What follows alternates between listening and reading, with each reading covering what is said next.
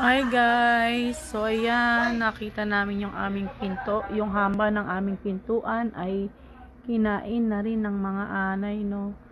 So ayan, no, kung makikita nyo guys, lahat po yan ay wala ng laman. So ano pang gagawin natin dyan? Bakbakin na yan.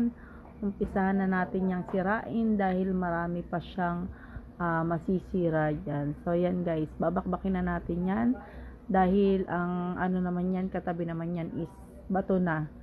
So yun guys, ayan, tanggalin na natin yung mga kinain ng anay na yan. Talagang sinira na niya yung hamba ng aming pinto.